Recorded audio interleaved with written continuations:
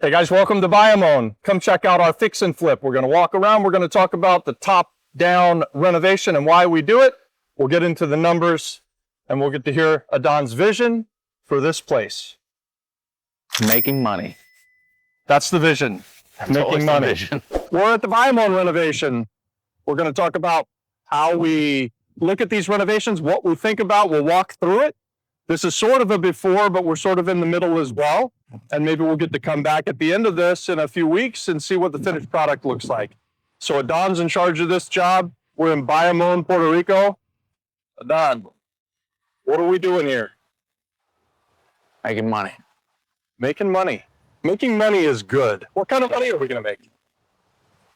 See, no. Yes, there's only three types. Only three types. My friend Dave Stack says there's only three types of money that you like to make as a real estate investor. Obscene, ungodly, and embarrassing. So we're in Bayamon. This is a 3-2. We have not reconfigured the house at all. As you can see, we're going to do an addition in the front to extend the living area a little bit. We're remodeling bathrooms, kitchens. First off, we start on the roof.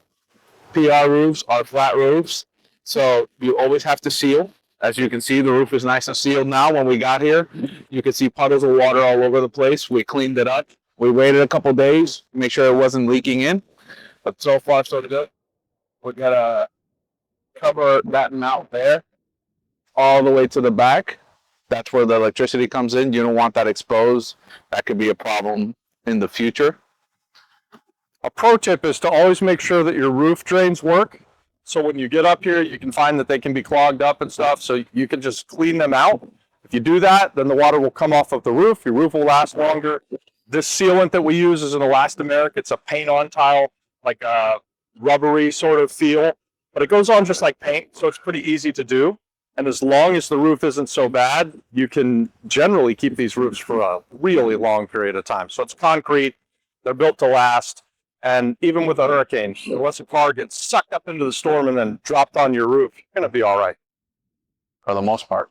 So as we head down, we identified that there was a termite issue in the house. The termites here on the island are super termites. They don't only eat wood, they live in the concrete. And I think they even eat concrete. So it's pretty crazy. So we already called the exterminator. They already did the holes in the walls and terminated them. And then Luma is the best electrical company in the world. They're so good, they came and cut these trees so they wouldn't get the power line. But they figured the one that's actually touching the power line wasn't really a problem, so they left it. They cut down the big, nice shade tree. Yeah. Because they didn't want anybody to be cool. No. And you say Luma is good, and they do. They keep the power running at least maybe 3 or 4 days out of the week. Yeah. You can count on it. You just can't count on which day. Yeah. I wouldn't bet money on it, that's for sure. So now what you'll see, these are Miami windows. These are all going to stay. These are all in perfect shape. We're going to change the operators, paint them white or black. We haven't decided yet. And from there, we will be able to save money on this. These rebars, all that bars go away. We don't need them anymore. The reason why we don't change them out is the bank does not add value to the windows. If you put glass, if you put security, it doesn't matter. They don't see it as a value add, so we leave them if they're in good shape. If this was a higher end market for selling this house for $350 or more, I'd probably be Change them to glass. inclined to put them in glass. Yeah. So why do you take off the bars? Aren't these like needed? this, really these are not needed, but if you want, because they're so beautiful and artistic, I could leave them. I've actually had people tell me in the comments, how dare I take the bars off, that culturally I'm ruining the aesthetics of the house. Yeah. And they would prefer to have these death bars. Yeah. Because, so that people would actually die if they had a fire or something in the house. It's understandable. The island is a colony and we want to feel like we're in prison 24 hours a day. Now you said that. I didn't say that. Robert says it when the camera's off. Adan, they were definitely here today because yesterday the tiles did not go this far. They put in 1 entire row and 3 additional tiles today. And they put the plumbing too. So we got that going. Yeah, baby, would only finish the fucking I think that plumbing was here yesterday though. Maybe not. No, it wasn't. No? No. Okay. So this is not the way you would usually do this. I am in charge of this project, but the contractor has a little bit more leeway. He has his project manager here while I'm dealing with other projects. And the floors are always the last thing I want to put in, because even though you see that it looks mostly finished, there's still potentially lines that still have to be done for electrical. They're already down, but we have to you know, I always like leaving tile for the end, because if we got to break more, it doesn't fall on the new tile and we don't have an issue. But these guys already, like, for example, this wall, so this is how it's going to be down here. This wall goes away.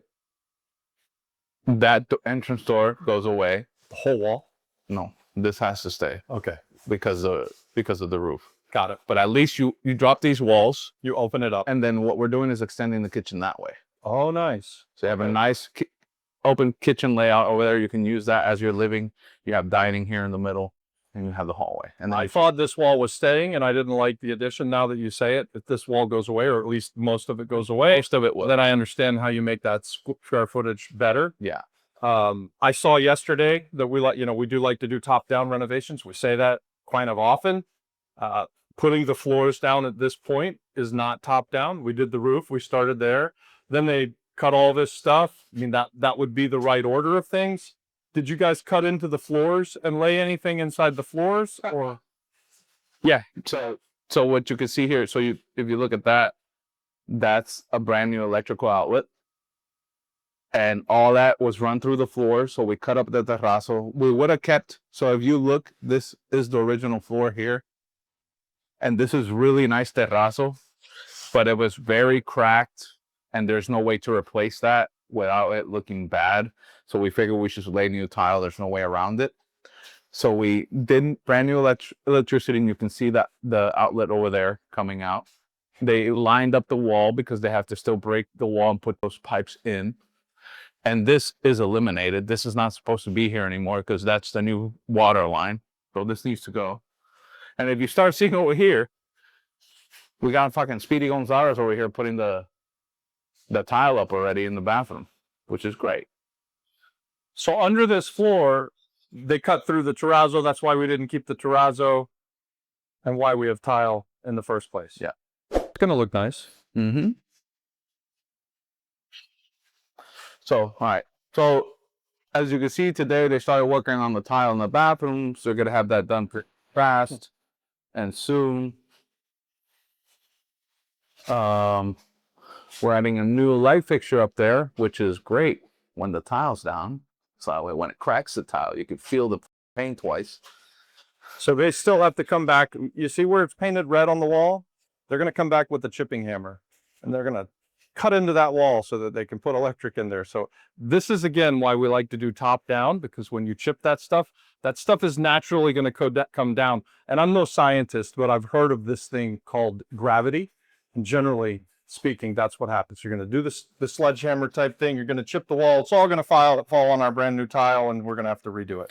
Yeah, the problem is when the person who's coming is a sub, and the sub doesn't give a fuck about your brand new floors. He just cares about making that hole in the wall.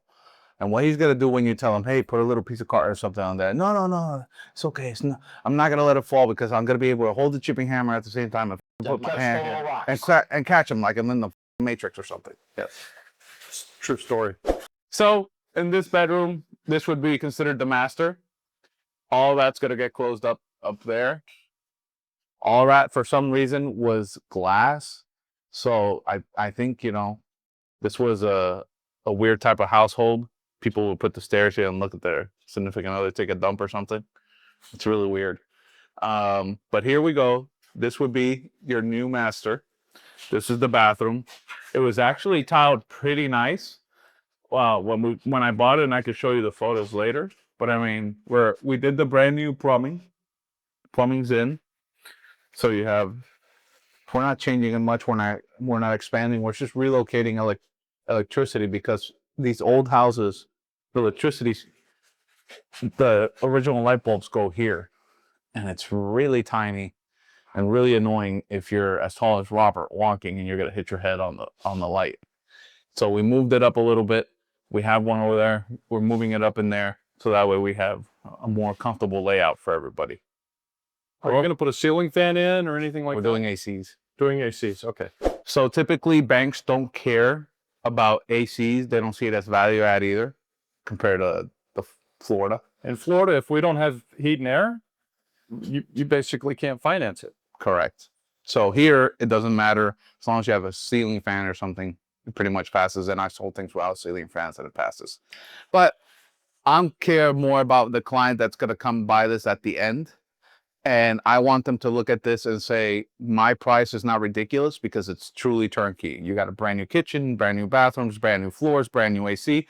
All I have to do is put in furniture and I get to move in, and that's all I want to do. And that's what most people want to do. No one wants to move into a house where they got to fix it. They want to move into a house that they can live in it comfortably, especially if you're moving in here with kids. Let me ask you a couple questions, Adan. I never saw the house before we bought it. I came yesterday for the very first time. It looked like this basically when I got here. When you bought the house, I assume it was in much worse condition. Mm-hmm. Could someone have lived in this house when you bought it? No. Would the bank have lent anyone money to buy this house when you bought it? No. So, guys, that is an extraordinarily common problem on the island of Puerto Rico. You have what will be a really nice house, a great neighborhood where people want to live. Other houses on the block are very nice, but this one, how long do you think it had been sitting empty? More than 10 years. More than a decade. And that's, again, incredibly common. Like these houses, they get left, they get forgotten, they get abandoned. People will say sometimes in the comments of our videos when I talk about the inheritance situation on the island of Puerto Rico, and they're telling me that, oh, that's because we want everything for Puerto Ricans and that helps to keep the gringos out. So you're a Puerto Rican guy. Does the inheritance situation when houses get left and abandoned for 10 years keep the gringos from buying it? It's a perfect system. This guy can't buy anything. And no one can buy anything. It's just let it all just rot away. Right into the ocean, just takes it away. It's a dumb system. I understand the premise, but those that cry that we live in a colony and it's all this and all that, well, you know, if you really want to talk about how bad it is, we're still using Spanish law to dictate what we do with inheritance. Spanish colonial law, right? Correct. Spanish colonial law. So if Robert was Robert Rodriguez and he lived here on the island and he died 20 years ago, and his son McKenna Rodriguez now lives in Florida, doesn't care about the house, but then he dies and there's 4 more Rodriguez's over there and there's 3 over here, and then now no one can get on the same page because, you know, I said 4, 8. All right, so 7 of them want to sell, but the one son of McKenna says, no, I'm going to come back from Florida to my heritage, to my land, and fix the house and live in it and prosper. And they never do. And then we're stuck here. And then eventually someone with a special skill that can talk to the crazies, go talk to the crazies, get them all on board. Mm-hmm. And then they come to a person like me or Robert that can buy the house, fix it, and actually put a sane family in here that will love it, cherish it, and be able to grow from it. You guys, I'll just add to that because I get in the comments of these YouTube videos often, well, how do you find the owners of these houses? Guys, I have no freaking idea what you have to do to go through that process. I just know that it's long and it's hard, and I pay those people that do it. My friend Juan Perlam, for instance, I don't know who sold us this house, but likely it came from a wholesaler, Emmanuel. So the people that actually take the time to go and put these deals together, we pay them handsomely. And we're super glad to do it because we just don't have the time to go find the heirs and track down 17 people who are all across the world. Juan Perlam is a very American name. Juan Perlam? Yeah, it must be an American guy finding all these deals, right? He looks like a gringo too, doesn't he? Yeah, oh my God. He doesn't speak like one. So does Emmanuel. Emmanuel? But you're a Puerto Rican, right? No. Speak Spanish and prove it. Hola. See, I told you. I really do deals with the locals. Like I said, it's a 3-bedroom. They all pretty much look the same. Like I said, we're keeping all these windows. All of those are going to be painted. We're going to put the new levers in. It's a pretty simple fix. We've been here about a month. We should be out, I think, in the next 3 weeks, and hopefully back on market to sell somewhere close to 250. So, What would we buy it for? 110, 110. How much is the renovation? 68. So is that 178? Yeah. We're going to sell it for 250? Yeah. Seems like a good deal. Is that a good deal? I don't know. Let's do the math. Let's do the math, guys. So if my ARV is 250, you see that there? Times 70% minus 68,000. Yeah. So I might have bought it $3,000 over. You're pretty good. That's Yeah. pretty good. So we use the 70% rule, guys. That's what we live by. We especially live by it when we are making the offers before we actually close. And what we're looking for is we usually will offer less than that, which I bet you didn't offer 110 to start. No. What'd you offer to start? 70. And what were they asking to start? 125. Okay. So they were asking 125 to start. Adan always offers way down here. We call that an anchor price. He offered $70,000. They then came down to some number. I don't think it was 110. They probably came down to 120. And then you came up to 80. And then they came down to 110. And you're like, yeah, let me go look at this. Let's do the math this way. 65,000. It was 65,000. That's why. But putting in the windows cost us $3,000 more. Oh, fudge factors, you guys. Yeah. We always have to have the fudge factor. So the original bid was 65,000, but because we're doing glass windows in the front, because we do like changing the facade, we are gonna have a little bit more of an overrun, but it's not much more than that. Everything else is accounted for. We're pretty much gonna do really well on it. Yeah. Who do you think will be the likely buyer? Are we gonna sell this to some Act 60 gringo?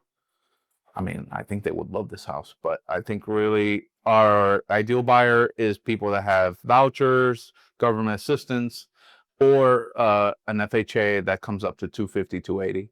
So I don't think this is a $280,000, $300,000 home because of the area, but I think 250 it holds up really well. We can even push a little bit higher. Yeah. I was thinking of starting somewhere closer to 269.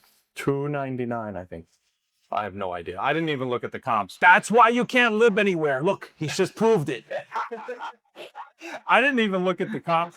I backed this guy as much as I backed the deal. So in this scenario, I am a funder. On our channel, we talk about 3 ways that on every deal that ever happens, whether you're a real estate investor investing in fix and flips, or you're doing the buy and hold, investing in hotels, it doesn't matter. There's always a finder. There's always a funder. In this case, that's me. And then there's an operator. In this case, that's Adan. My entire life for the past 30 years, I've done the other 2 roles most of the time, being a finder or an operator. As I've gotten older, I now have a little bit of money in the bank, and so I get to fund some deals, and I like to back Adan. So Adan is the operator. I am the funder. If you like and subscribe to the channel, hopefully you'll figure out which role best suits you. So guys, that's the flip. We're excited that you came and toured it with us. We're excited to show it when it's done. And stay tuned because 2 rainmakers have bought 2 more deals, and we're going to go shoot those next week. And that's going to be pretty exciting. They're going to get the master class from this guy walking through. Yeah, if you like these walk and talk videos where we show you what we're doing, how we do it, and we talk about why, subscribe to the channel. We've now got a new team member who's holding the camera. His name's Ian. So you'll probably see Ian on this side of the camera eventually, unless Ian doesn't make the cut. And then you'll never hear about Ian again. Thanks for watching the video. Watch this next. You won't hear about Ian because he went pro on the PGA Tour.